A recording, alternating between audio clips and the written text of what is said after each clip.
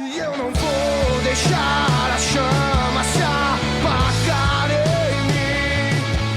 E eu não vou deixar o meu... Fala aí, galera. Nós estamos aqui em mais um dia para uma conversa agora com o pastor Luciano Subirá. Ele que é pastor da comunidade Alcance, em Curitiba, e também ele é responsável pelo Orvalho.com, né? É um projeto que tem alcançado milhares de pessoas. Tudo bem, pastor?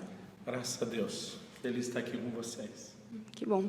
Pastor, na sua opinião, o que é ser um incendiário? Eu acho que o incendiário, antes de ser quem espalha o fogo, é quem arde em fogo primeiro. A frase de Wesley, o grande Wesley, foi: eu me coloquei em chamas e o povo me veio assistir queimar. Eu acho que, antes de mais nada, é a gente permitir que Deus incendeie o nosso próprio coração e a gente contagiar os outros, não por um discurso, não por um movimento, mas principalmente pelo exemplo.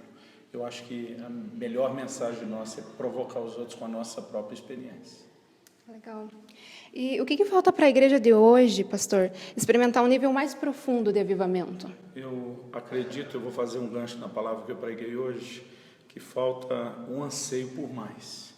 A gente fala muito do mais, mas a gente não mostra em ações a sede, o anseio necessário para entrar nesse lugar mais profundo em Deus. Eu vi uma frase de alguém muitos anos atrás que mexeu comigo e disse que o que falta para a igreja brasileira não é alimento, é fome. Deus tem oferecido para essa nossa geração talvez um nível de revelação na palavra que a gente nunca teve, mas a gente vê uma baixa no interesse. Talvez até porque eles não consigam comparar com gerações anteriores que não tinham o que eles tinham. Parece que isso tudo hoje é só normal, mas eu acredito que o que mais falta é anseio, essa paixão, é o desespero por Deus. Eu acredito que a maior mensagem para a nossa geração é que eles se interessem, que eles realmente queiram ter mais do que aquilo que eles têm. Entendo. E, pastor, a gente sabe que o senhor já passou por várias igrejas, né? Em vários estados, países, né? E existem igrejas saudáveis e outras que não são tão saudáveis, né? E eu gostaria de pedir para o senhor nos falar um pouco a respeito do que há em comum nas igrejas que são saudáveis e o que é em comum nas igrejas doentes.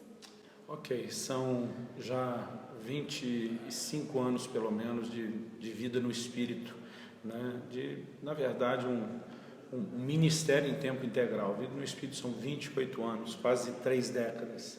Eu tenho rodado por esse Brasil todo, literalmente, não só cada estado e capital, as regiões do interior, nesses quase 30 anos.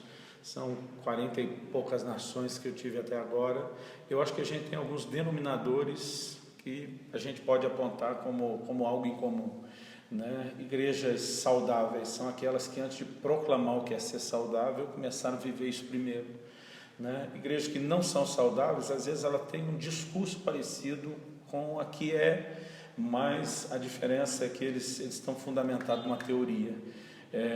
Eu acredito que a experiência não é tudo, mas ela respalda muito a nossa mensagem, porque não dá para classificar como outra coisa, a não ser hipocrisia, querer que os outros vivam aquilo que a gente não está vivendo. Eu acho que esse é um ponto comum entre saudáveis e não saudáveis. Estão ou não estão vivendo a primeira experiência.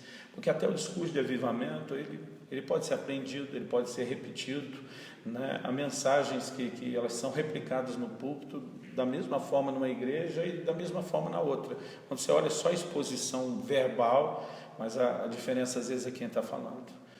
Quem está falando às vezes pode não ser nem o melhor expositor, mas às vezes tem uma autoridade, um peso para expor aquilo. Eu acho que isso é um ponto. Segundo, a gente distinguir que avivamento não é o barulho, não é o agito, não é o movimento, porque movimento humano é a gente ficar que nem aqueles caras de circo rodando prato. É um desespero manter isso tudo rodando. E quando Deus começa algo tem uma outra força, tem uma outra dimensão. Mas, em terceiro lugar, vou repetir algo que a gente já falou antes.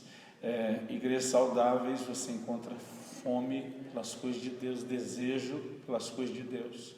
E igrejas não saudáveis, às vezes a gente está tentando fazer eles cumprir um programa que não é o que vai preencher o anseio do coração deles. Para mim, eu botaria essas questões como, na minha opinião, as principais diferenças. Certo. Muito obrigada, pastor. E é isso aí, nós encerramos por aqui, Curta o nosso canal e até uma próxima.